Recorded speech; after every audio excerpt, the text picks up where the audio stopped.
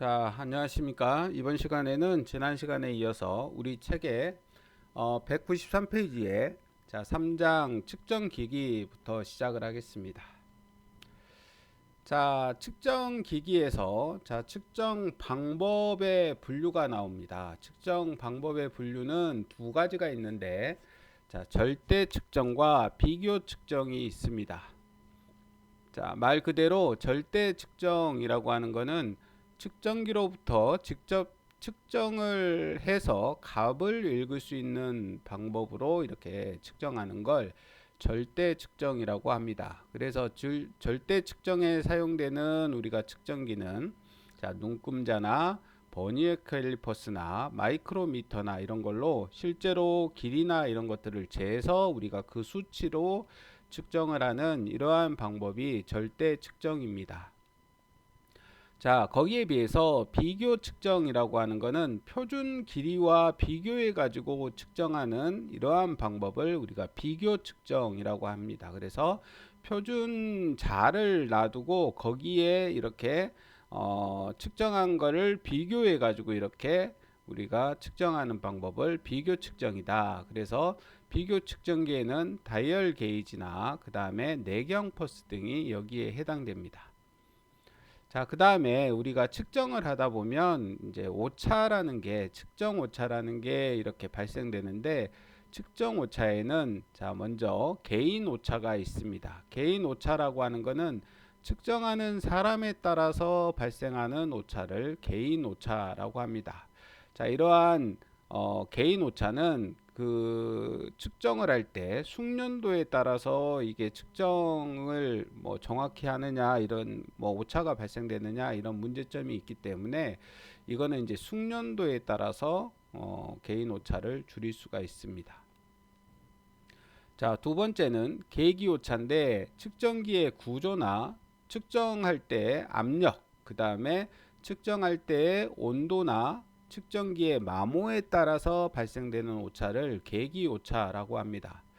자, 그래서 이러한 측정기의 이러한 문제점에 따라서 발생되는 오차 또는 측정하려고 하는 피측정 재료들, 그러니까 어떤 재료의 길이를 재고자 하는데 그 재료를 우리가 길이를 재려고 하면 온도에 따라서 그 재료의 길이가 미세하게 이렇게 변동이 생깁니다. 그래서 모든 금속들은 온도가 올라가면 길이가 이렇게 늘어나는 이러한 특성들이 있는데 우리가 이제 그러한 것들을 정밀하게 측정하기 위해서는 우리가 항온 항습실이라고 하는 온도가 일정하게 유지가 되는 우리가 상온 한 20도에서 항상 유지가 되는 그러한 항온 항습실에 이걸 하루 이상 이렇게 거기에 보관을 해서 길이가 안정화되어 있는 상태에서 이렇게 측정을 하게끔 이렇게 하는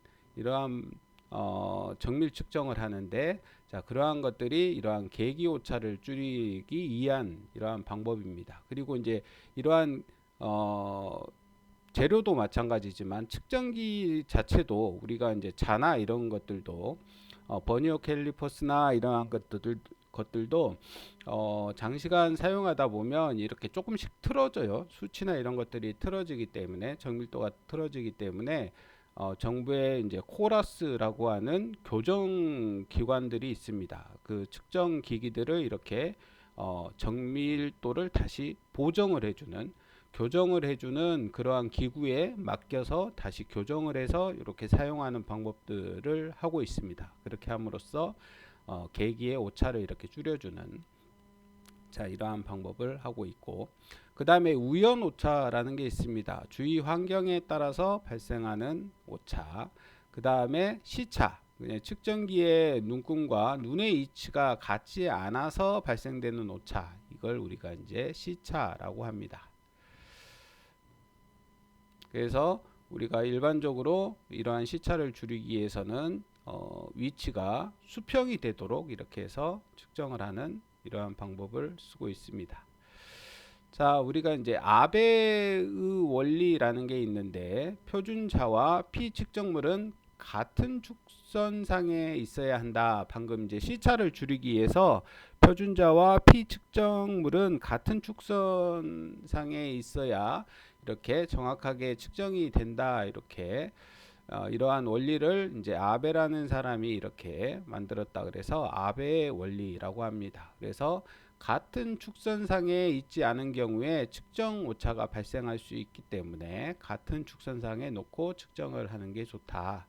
근데 이제 꼭 그런 게 아니고 아베의 원리에 어긋나는 측정기도 있는데 그러한 측정기가 이제 버니어 캘리퍼스나 내측 마이크로미터 등은 꼭 그렇지 않다는 얘기입니다.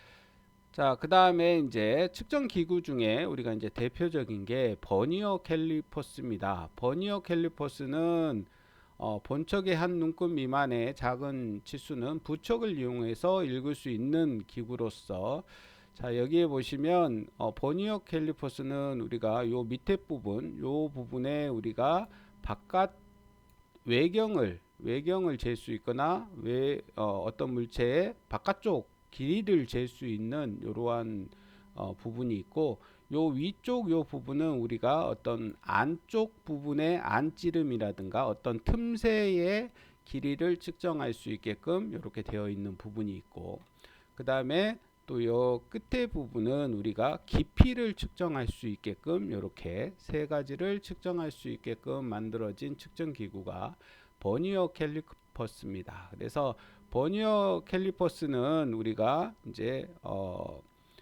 요 눈금을 보시면 요 자에 있는 요게 이제 본척 눈금이고, 그 다음에 요 위에 있는 요게 이제 부척 눈금입니다. 그래서 본척과 부척을 이용해서 우리가 측정을 하고 있습니다. 자, 버니어 캘리퍼스를 사용해서 우리가 눈금을 읽을 때는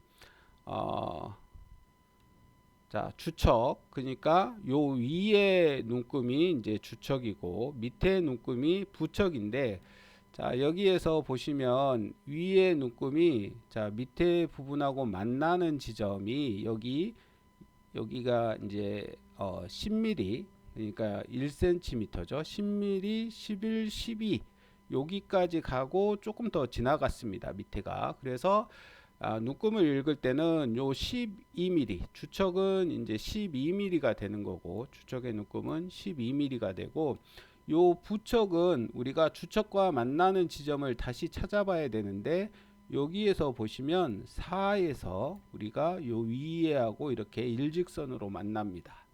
자, 요 눈금을 밑에서 읽어주는데 요거는 우리가 0.4mm로 이렇게 읽어줍니다. 그래서 주척의 12mm와 부척의 0.4mm를 합한 측정값 12.4mm가 이 눈금의 측정 값이 됩니다. 그래서 어떠한 길이를 쟀을 때 이렇게 주척이 12mm가 나오고 부척이 4가 나온다. 그러면 밑에는 0.1mm씩 이렇게 되는 거기 때문에 0.4를 더해서 12.4mm로 이렇게 읽어주면 됩니다. 자, 그 다음에 이제 대표적인 게 또 이제 마이크로미터라는 게 있습니다. 마이크로미터는 바깥지름 마이크로미터는 스핀들과 같은 축에 일줄 나사인 수나사와 앞나사를 맞물려 있으며 스핀들이 1회전하면 0.5mm를 이동하게끔 이렇게 되어 있습니다. 그래서 자, 마이크로미터라고 하는 거는 이러한 형태로 되어 있는데 주로 이제 우리가 이제 외경을 이렇게 잴 때 주로 사용을 합니다. 그래서 눈금을 읽는 방법은 이것도 자 보시면 여기 위쪽에 보시면 요게 이제 이쪽이 1mm 단위의 눈금입니다. 그래서 여기에 이러한 수치가 나왔다는 것은 여기 이제 5까지 나와 있죠. 그래서 위 눈금이 주 눈금이 5mm를 나타내는 거고, 자 요 밑에 눈금에서 여기에 5mm에서 한 칸이 이렇게 더 가 있죠. 밑에. 그러면 이게 이제 0.5 눈금이기 때문에 이거는 이제 0.5mm를 나타냅니다. 그리고 여기 있는 요 요 선하고 만나는 요 다이알의 요 눈금이 지금 이제 40을 지나서 하나, 둘, 셋, 43에서 이렇게 만났습니다. 그래서 이 경우에는 우리가 0.43 이렇게 읽어줘서 자, 맨 위에 5mm, 그 다음에 5mm, 그 다음에 요 밑에 눈금이 한 칸 갔는데 이게 이제 0.5, 그 다음에 요 다이알에 있는 0.43mm 이걸 다 더해줘서 자, 전체 길이는 5.93m, 93mm 이렇게 눈금을 읽어줄 수 있습니다. 자, 그 다음에 이제 측정 기계 중에 하이트 게이지가 있습니다. 하이트 게이지는 우리가 정반이라고 하는 우리가 이렇게 어떤 그 재료나 이런 것들을 놓고 치수나 이런 것들을 재기 위한 무거운 돌로 되어 있는 우리가 평평도가 이렇게 유지되는 평평도가 이렇게 유지되는 그러한 정반이 있는데 정반의 표준을 기준으로 해가지고 높이를 측정하거나 금긋기를 할 때 우리가 사용하는 게 하이트 게이지입니다. 자, 그 다음에 다이알 게이지는 바늘이 이래전하면 스푼들이 1mm 움직이며 원 둘레가 백등분 되어 있으므로 1눈금은 0.01mm까지 판독할 수 있다. 자, 이러한 다이얼 게이지는 요 측정기 밑에 요 측정기 부분이 이렇게 우리가 어떤 평면이나 이런 데 쭉 지나가면 우리가 울퉁불퉁하면 요게 눈금이 이렇게 움직입니다. 그래서 닫은 면의 평면도를 점검한다든가 기어의 백내시를 측정한다든가 축의 힘과 진동, 그러니까 원이나 이런 거, 원통이나 이런 것들도 다이얼 게이지를 놔두고 이 원통을 돌려보면 우리가 어떠한 그 울퉁불퉁한 부분이 있으면 게이지가 움직이겠죠. 그래서 원통의 진온도라든가 축의 스러스트 등을 점검할 때 이렇게 사용되는 게이지입니다. 자, 나머지 내용은 쭉 넘어가겠습니다. 여러분들이 한 번씩 읽어보시면 될 것 같고, 자, 그 다음에 공장용 기준 측정 기구가 있는데, 자, 블록 게이지입니다. 블록 게이지는 우리가 이제 공장용 길이 표준용으로 널리 사용되고 가로 단면이 직사각형이며 평행한 측정면을 가진 것으로서 호칭 치수는 서로 마주보는 평면 사이의 거리를 나타낸다. 그래서 이게 이제 블록 게이지는 여러 개가 이렇게 있는데 이걸 이제 조합해 가지고 어떤 치수를 이렇게 만드는 이러한 정밀한 측정 기구입니다. 그래서 블록 게이지의 특징은 뭐냐? 치수 정밀도가 아주 우수합니다. 그 다음에 밀착에 의한 임의의 치수를 정확히 만들 수 있다. 그래서 몇 개의 조합을 통해 가지고 우리가 어떤 치수를 정밀한 치수를 만들 수가 있고 비교 측정의 표준이 된다. 그 다음에 정렬 변화가 거의 없다. 이러한 특징을 가지고 있습니다. 자, 그 다음에 이제 사인바인데 사인바는 우리가 삼각함수인 사인을 이용해서 각도를 측정하는 기구를 우리가 이제 사인바라고 합니다. 자, 이렇게 해서 자, 측정 기기에 대해서 간단히 알아봤고 여러분들이 이제 나와 있는 출제 예상 문제는 한 번씩 풀어보시기 바랍니다. 자, 그 다음에 자, 오늘 배울 내용 중에 자, 이제 재료 역학입니다. 우리 교재의 205페이지에 자, 4장 재료 역학입니다.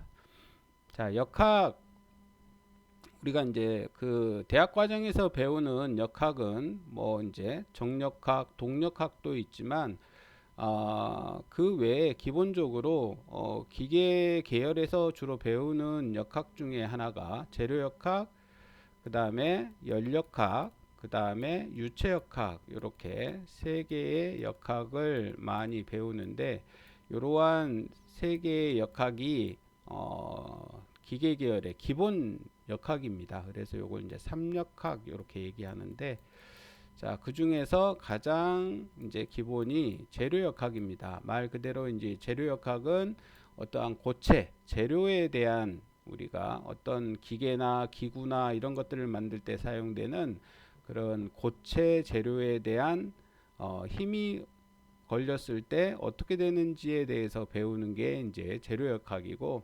열역학은 우리가 이제 엔진이나 이런 것들처럼 우리가 열을 받았을 때 이 열은 얼마만큼의 일을 할 수 있는지, 또는 우리가 냉동기나 이런 것들 열을 어떻게 이렇게 변화시킬 수 있는지, 이러한 것들에 대해서 배우는 게 열역학. 그 다음에 이제 유체역학은 우리가 비행기나 뭐 차도 마찬가지지만 어디 공기를 이렇게 지나가고 있을 때 이러한 저항이나 이런 것들, 또는 배는 부력을 어떻게 받는지, 이러한 것들을 우리가 공부하는 게 유체역학. 이렇게 세 개의 역학을 기본적으로 배우는데, 요거 이제 삼역학이라고 합니다.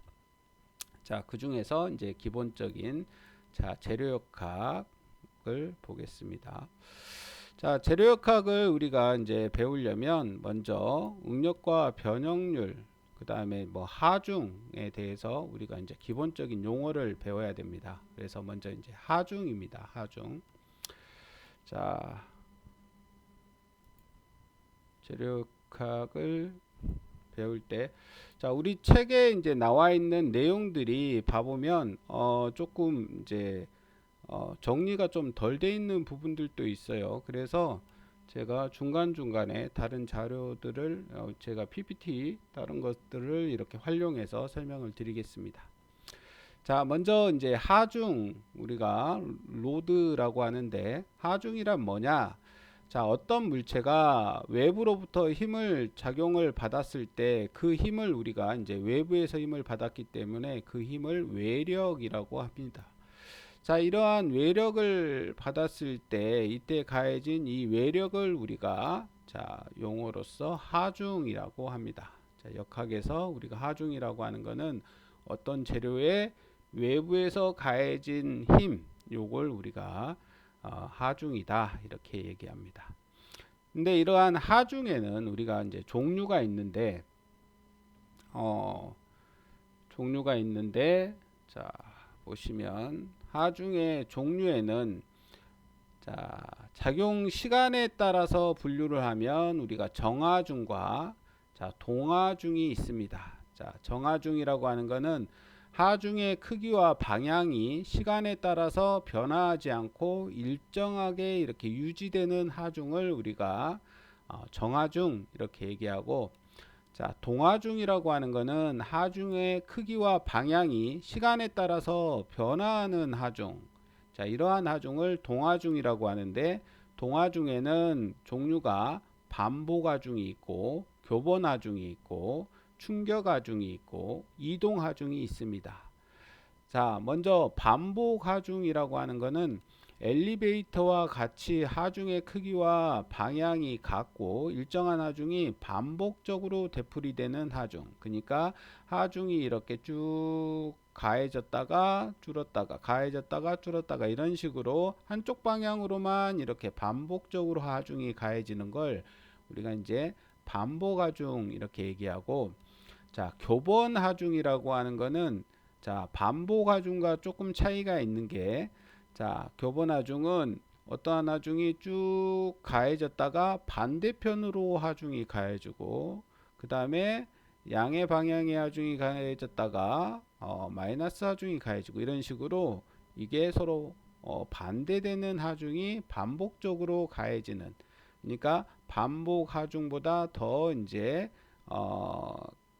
무리한 하중이 가해지는 이러한 하중을 우리가 교번하중이다 이렇게 얘기합니다. 그러니까 이걸 우리가 이제 힘에서 봐보면 뒤에 나오겠지만, 요거 인장력, 그러니까 잡아 당기는 힘을 인장력, 양쪽에서 이렇게 압축하는 힘을 압축력 이렇게 얘기하는데, 인장력과 압축력이 이렇게 반복적으로 일어나는 걸 우리가 교번하중이다 이렇게 얘기합니다. 자, 그 다음에 이제 충격하중이라고 하는 거는, 자, 우리가 충격을 받는다고 하죠. 근데 미리서 우리가 어떠한 일을 알고 있으면 충격을 받지 않는데, 생각하지 못한 시간에 갑자기 어떤 일을 당하거나 이렇게 되면 충격을 받는 것처럼 충격 하중도 아주 짧은 시간에 어떠한 짧은 시간에 갑작스럽게 작용하는 이러한 하중을 우리가 충격 하중이라고 합니다. 그래서 어떠한 재료나 어떠한 부품에 있어서 충격 하중이 가해지면 우리가 이제 일반적인 하중보다는 훨씬 더 가혹한 상태가 돼요. 그래서 될 수 있으면 충격 하중을 덜 받게 이렇게 우리가 기계나 기구를 만들 때 설계를 해줘야 되는데 아무튼 이러한 충격 하중이라고 하는 것은 짧은 시간에 가해지는 하중을 우리가 충격 하중이다 이렇게 얘기합니다. 자, 그 다음에 이동 하중이라고 하는 것은 다리 위에 차가 이렇게 지나가게 되면 시간에 따라서 차가 다리 위에 위치가 이렇게 달라지겠죠. 그래서 자, 시간에 따라서 위치가 달라지는 이러한 하중을 우리가 이동 하중이다 이렇게 얘기합니다. 자, 그 다음에 이제 작용하는 형태에 따라서 하중을 분류하면 자, 집중 하중과 분포 하중으로 나눌 수가 있습니다. 집중 하중은 하중이 한 질점에 집중적으로 작용하는 하중. 그러니까 밑에 그림에 보시면 한 곳에 이렇게 집중적으로 작용하는 하중을 우리가 집중 하중이라고 하고, 분포 하중은 하중이 분산돼서 작용하는 하중을 우리가 분포 하중 이렇게 얘기합니다. 자, 근데 분포 하중은 우리가 보면 분포하는 형태에 따라서 우리가 다시 나눌 수가 있는데 균일하게 하중의 크기가 일정한 형태로 분산돼서 작용하는 하중은 우리가 균일 분포 하중이라고 합니다. 자, 이렇게 균일 분포 하중이 있는가 하면 우리가 균일하지 않은 이런 하중이 있는데 이러한 하중을 우리가 불균일 분포 하중이라고 해요. 상대적으로 균일하고 불균일한 이러한 하중으로 나눌 수 있는데, 불균일한 분포 하중 중에서도 봐보면 우리가 이렇게 삼각형 형태로 점점 이렇게 증가하는 형태나 또는 반대로 점점 감소하는 형태로 이렇게 하중이 발생되는 경우에는 이렇게 삼각형 형태가 되면 요 전체 요 분포되어 있는 요 하중의 전체의 면적이 전체 하중이 되는데, 이러한 삼각형 상태의 하중이 되면 전체 하중을 우리가 구할 수가 있습니다. 자, 이렇게 사각형일 때는 밑변 곱하기 분포하는 요 거리 곱하기 높이 하면 요 면적이 되겠죠. 그래서 얼마만큼의 하중이 가해지는지 알 수 있는데, 삼각형도 마찬가지로 여기에 분포되어 있는 거리에다가 요 높이를 알면 밑변 곱하기 높이에서 2분의 1 해주면 전체 작용하는 하중의 크기를 알 수가 있겠죠.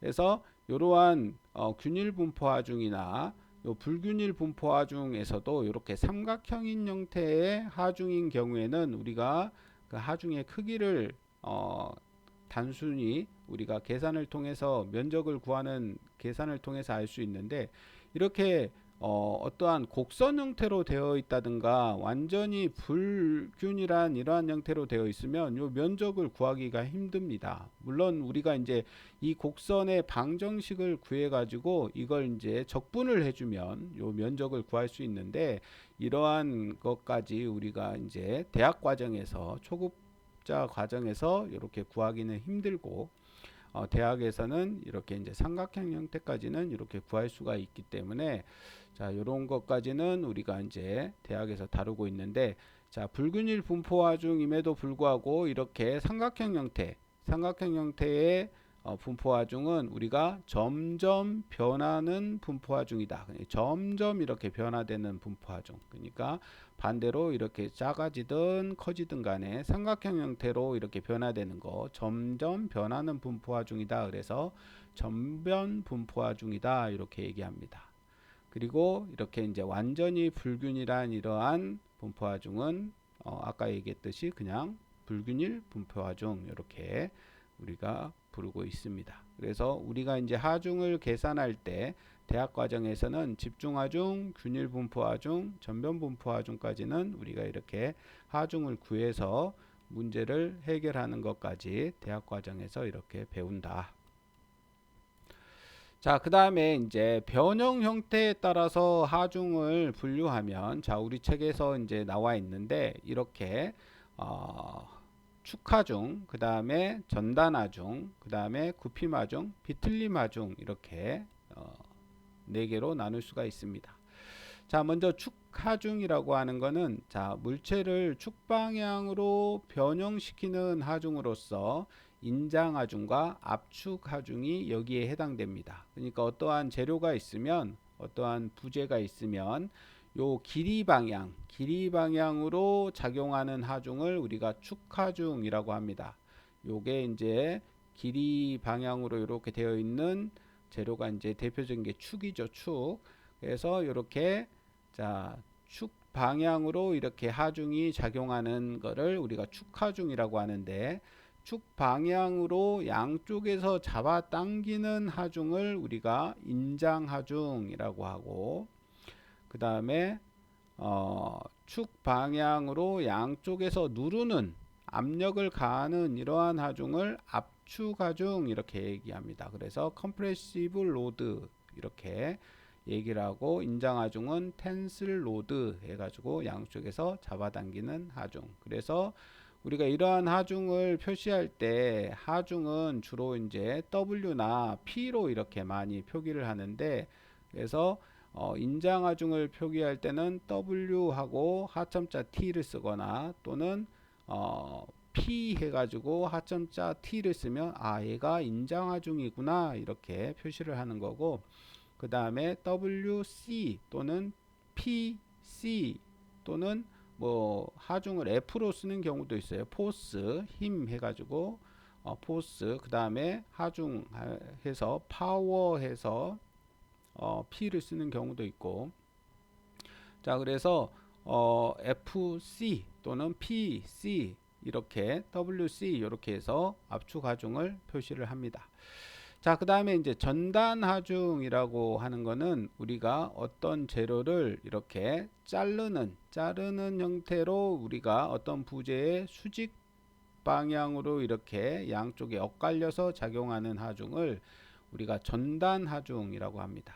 전단이라는 게 자른다는 뜻이죠. 한자식 표현인데, 이러한 전단 하중이라고 하고, 물체를 축방향에 수직한 방향으로 전단 변형을 일으키는 하중으로 크기가 같고 방향이 반대이며 작용선은 서로 평행하게 적용하는 하중이다. 그러니까 이 기준선을 기준으로 해서 평행하게 서로 반대 방향으로 이렇게 같은 크기의 힘이 이렇게 작용하는 이러한 하중을 우리가 전단 하중 이렇게 얘기합니다. 그래서 쉐어링 로드 해가지고 우리가 PS 이렇게 얘기하면 우리가 전단 하중이구나 이렇게 알 수가 있습니다. 자, 그 다음에 이제 굽힘 하중, 밴딩 로드라고 하는데, 밴딩, 굽힘 하중은 어떠한 물체를 우리가 이렇게 굽히는 방향으로 이렇게 작용하는 하중을 우리가 굽힘 하중이다 이렇게 얘기하고, 비틀림 하중은 우리가 어떠한 그 축이나 이런 것들을 우리가 이렇게 비틀어 가지고 이렇게 하중이 작용하는 이러한 형태의 하중을 우리가 비틀림 하중이다 이렇게 얘기합니다. 자, 책을 보면서 다시 간단하게 설명을 드리겠습니다. 자, 그래서 우리 이제 하중의 종류에서 보시면, 인장 하중은 축 방향으로 이렇게 잡아당기는 하중, 그 다음에 압축 하중은 축 방향에서 이렇게 양쪽에서 압축하는 하중, 그 다음에 전단 하중은, 자, 이러한 형체를 이렇게 서로 힘을 가해 가지고 전단하는 이러한 하중, 그 다음에 비틀림 하중은 어떤 동그란 형태를 이렇게 회전시키는, 이렇게 회전시켜 가지고 비트는 이러한 하중, 그러니까 자동차의 바퀴에서 축이 이렇게 비틀어지는 이러한 하중이 우리가 비틀림 하중이 되겠습니다. 자, 그 다음에 이제 굽힘 하중은 이렇게 고정되어 있는데, 이렇게 힘이 가해지면 이렇게 구부러지겠죠. 이렇게 구부러지는 이러한 하중을 우리가 굽힘 하중이다 이렇게 얘기합니다. 자, 그 다음에 이제 응력인데, 자, 응력이라고 하는 거는 어떠한 재료에 외력을 가하면 변형과 동시에 물체 내부에 저항이 발생되는데 이 저항을 우리가 내력이라고 합니다. 내력. 자, 이러한 작용한 외력하고 이러한 내력은 평행을 이루게 되는데 저항력을 단위 면적으로 나눈 값을 우리가 이제 응력이라고 합니다. 응력. 그리고 영어로는 스트레스예요. 이러한 응력은 우리가 단위 면적당에 작용하는 힘이기 때문에 단위가 킬로그램 포스 퍼 밀리미터의 자승, 이렇게 공학 단위, 요걸 우리가 이제 공학 단위라고 하는데 힘을 킬로그램 포스로 나타내는 이러한 단위를 공학 단위라고 합니다. 그래서 자, 이러한 킬로그램 포스 퍼 미리의 자승 또는 이제 파운드 포스 퍼 인치의 자승 이렇게 쓰는데, 요 파운드와 인치를 쓰는 거는 우리가 영국 단위라 그래요. 영국계 단위. 요거는 영국에서 길이를 인치 피트로 쓰고 힘을 파운드로 나타냅니다. 그래서 영국계 단위라고 하는데, 영국계 단위라고 하는 이유는 영국에서 쓰던 단위인데 영국에서 파생된 나라들이 많이 있습니다. 우리가 영국에서 이민 가서 만들어진 나라가 미국이란 나라가 있고, 그 다음에 캐나다, 그 다음에 호주, 그 다음에 뭐 뉴질랜드, 뭐 이런 나라들이 전부 다 영국의 영향을 받아서 이렇게 만들어진 나라여서 이런 나라들은 대부분 다 이 그 파운드 인치 단위를 쓰고 있습니다. 그래서 요 단위를 우리가 영국계 단위라고 하는데 이 나라들이 특징이 전부 다 선진국인 나라들이죠. 그래서 요 나라들이 기술적인 면에서 조금 앞서 있기 때문에 요 나라들이 어떠한 기계나 이러한 것들을 만들면 자기 나라 단위로 이렇게 만들어요. 그래서 우리가 이러한 장비들을 쓰려면 이러한 단위를 알고 있어야 됩니다. 그래서 물론 이제 세계적으로 그 각각 나라들이 전부 다 이러한 단위들이 다르기 때문에 이걸 이제 통합하자 해서 만들어진 게 SI 단위라고 있는데, 이게 이제 힘은 뉴턴으로 나타내고, 그 다음에 길이는 미터로 나타내고, 시간은 세크로 나타내고, 온도는 켈빈 온도로 나타내고, 뭐 이렇게 해서, 그 다음에 뭐 여러분들이 아시는 압력은 파스칼로 나타내고, 이렇게 하는 이러한 단위들을 쓰고 있는데, 이렇게 이제 쓰자고 하고 있어요. 우리나라도 이제 자격증 시험이나 이런 것들은 다 SI 단위로 이렇게 계산하게끔 되어 있습니다. 근데 아직도 일부 국가들은 자기 단위를 이렇게 쓰고 있기 때문에 우리가 이러한 영국계 단위도 알아야 되고, 그 다음에 요 SI 단위도 알아야 되고, 그 다음에 우리가 기존에 쓰고 있던 공학 단위도 알고 있어야 됩니다. 뭐 단위에 대해서는 시간이 되면 나중에 또 구체적으로 설명을 드리겠습니다. 자, 그래서 이러한 능력을 나타내는 단위는 이렇게 단위 면적당, 그러니까 어떠한 면적에 가해지는 힘이다. 이렇게 해서 응력의 단위는 힘을 단위 면적으로 나눈 것이기 때문에 뉴턴 퍼 미터의 자승, 뭐 이렇게 나타낼 수가 있습니다. 그래서 힘분의 힘을 면적으로 나눈 것이다. 이렇게 단위를 생각하시면 되고, 자, 응력은 우리가 이제 수직 응력이 있고 접선 응력이 있는데, 수직 응력은 우리가 아까 축 방향으로 가해지는 힘에 의해서 발생되는 응력을 우리가 수직 응력이라고 합니다. 그래서 아까 축 방향의 힘이 우리가 인장 하중하고 그 다음에 압축 하중이 있었죠. 그래서 인장 하중, 양쪽에서 잡아당기는 이러한 하중에 의해서 발생되는 응력이 인장 응력이고, 축 방향으로 이렇게 누르는 이러한 힘에 의해서, 그러니까 압축력에 의해서 발생된 응력을 압축 응력이라고 합니다. 자, 그래서 인장 응력 아까 텐슬 해가지고 t를 붙인다 그랬죠. 우리가 이 수직 응력에 대해서는 수직 응력은 기호를 이렇게 시그마로 씁니다. 시그마. 자, 보시면 자, 우리가 이제 공학에서 이제 어떠한 기호를 쓸 때 그리스어를 우리가 씁니다. 그리스어 알파벳이 여기에 있는 왼쪽의 알파벳은 대문자고 오른쪽에 있는 알파벳은 우리가 소문자예요. 그래서 여기에 이제 읽는 방법이 나와 있는데 우리가 이제 영어에서 A죠. A인데 똑같습니다. 그리스 문자가 이제 물론 이제 그리스 문자가 영어보다 더 먼저 만들어진 글자이기 때문에 이제 영어가 그리스 문자를 일부 이렇게 같이 사용을 하고 있는 건데 여기에서 이제 그리스 문자에서는 요 영어의 A가 알파입니다. 알파. 그래서 알파, 그다음에 베타, 그다음에 감마, 그다음에 델타, 그다음에 엡실론, 그다음에 제타, 이타, 세타, 요타, 카파, 람다, 뮤. 그 다음에 오른쪽에 보시면 뉴, 크사이, 오미크론, 파이, 로, 시그마. 방금 전에 보셨던 시그마죠. 자, 수학에서 요 대문자 시그마는 어떠한 합을 나타낼 때 우리가 사용되고 소문자 요 시그마는 여기에 우리 공학에서 응력을 나타낼 때 사용을 합니다. 자, 이게 수직 응력을 나타낼 때는 시그마를 쓰고 그 밑에 보시면 타우가 있는데 타우는 전단 응력을 나타낼 때 씁니다. 그러니까 아까 전단 하중에 의해서 발생되는 응력을 나타낼 때는 타우를 쓰고 우리가 축방향의 하중에 의해서 발생되는 응력은 시그마를 쓴다. 이렇게 알아놓으시면 되겠고 그 다음에 업실론, 파이, 카이, 푸사이, 오메가 이렇게 해서 알파부터 오메가까지 이렇게 쭉 있습니다. 여기에 이제 색깔이 이렇게 좀 진하게 되어 있는 이러한 이제 그리스어는 주로 이제 역학에서 주로 기호로 사용하고 있는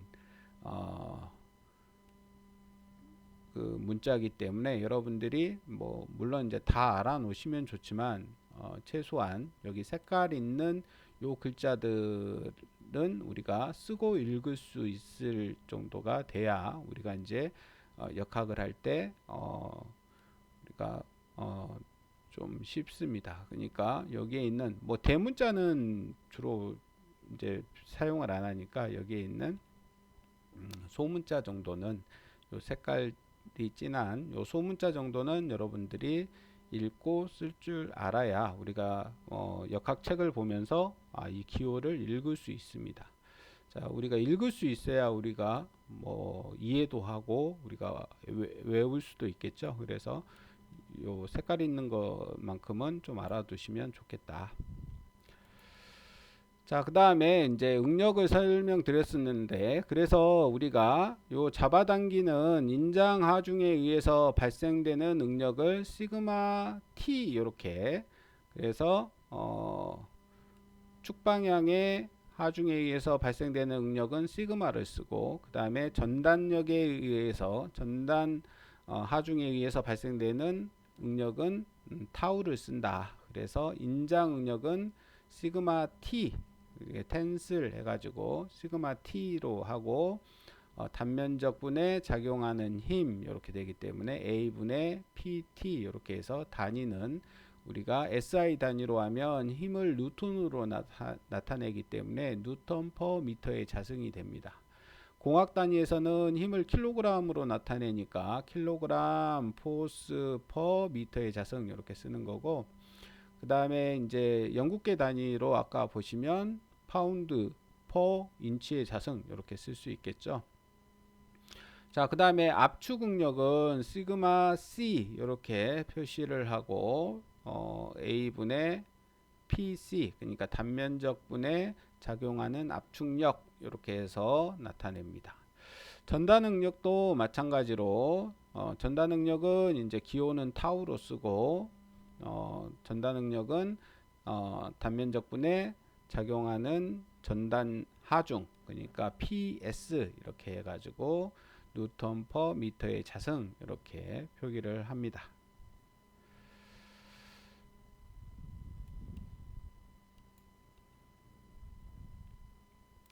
자, 그래서 전다 능력 구하는 것까지 말씀드렸고, 자, 우리 책에 보시면 허용 능력이라는 게 있는데, 자, 요거를 설명하기 전에 우리가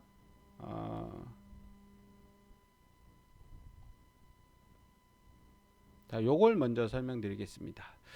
자, 우리가 응력과 변형률 선도라는 게 있어요. 자, 응력과 변형률 선도라고 하는 거는 뭐냐? 자, 응력이라고 하는 거는 우리가 스트레스라고 했죠. 스트레스. 자, 그 다음에 변형률이라고 하는 거는 스트레인이라고 합니다. 스트레인. 자, 스트레인. 자, 변형률은 뭐냐? 자, 변형률을 먼저 설명드리고 말씀드리겠습니다.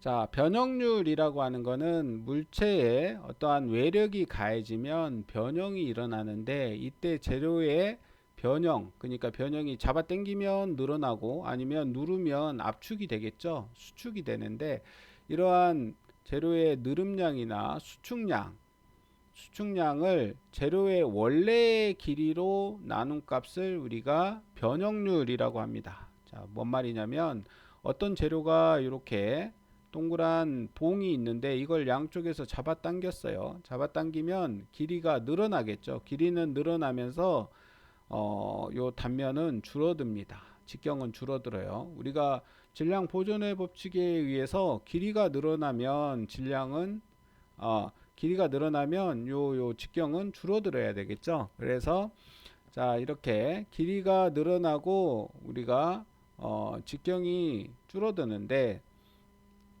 자, 이때 우리가 길이 변형률이라고 하는 거를 우리가 이제 세로 변형률이다. 요 길이 방향으로 이렇게 작용하기 때문에 요걸 세로 변형률이라고 하고, 요걸 우리가 이제 종 변형률이라고 합니다. 그래서 이러한 길이 변형률은 우리가 기호를 아까 보셨던 그리스어, 이걸 이제 입실론이라고 읽습니다.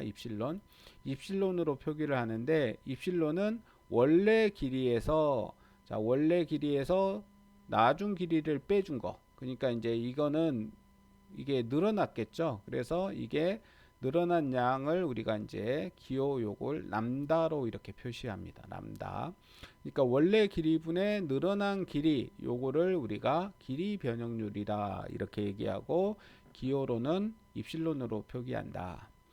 자, 이렇게 길이는 늘어났는데 직경은 어떻게 되냐면 줄어들겠죠. 그래서 이렇게 길이가 얼만큼 줄었느냐 요걸 나타내는 변형률이 직경 변형률입니다. 그래서 직경 변형률을 우리가 다른 말로 가로 변형률이라고 하고, 이걸 다시 이제 한자식 표현으로는 행 변형률이라고 합니다.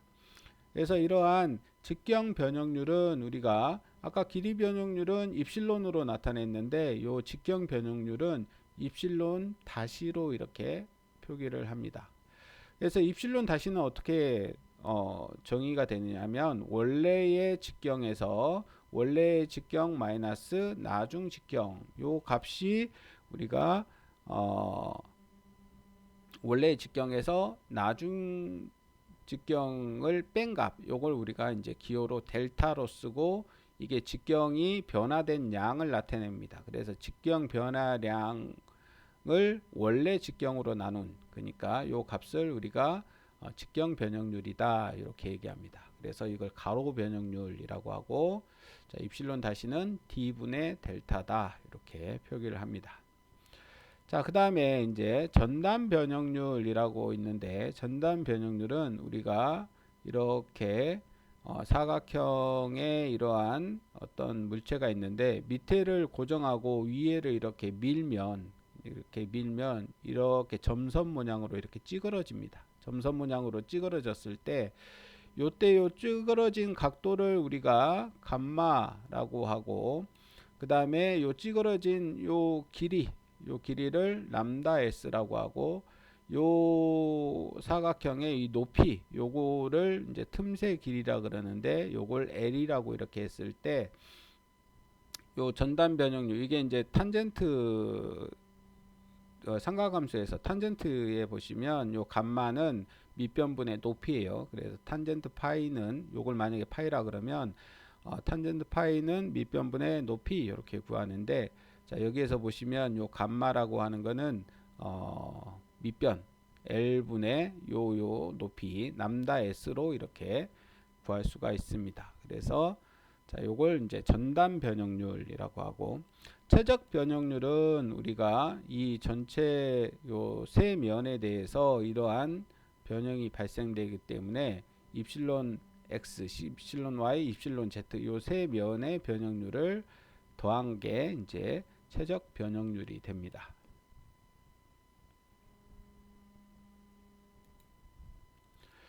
자 이렇게 했을 때 우리가 이제 책에 나와 있던 거 다시 설명을 드리면 자 변형률까지 설명을 드렸고 자 그래서 이제 여기에 보시면 응력과 변형률 선도라는 게 있는데 자 변형률이라는 게 영어로는 스트레인 그리고 아까 기호로 입실론 이렇게 표시했죠.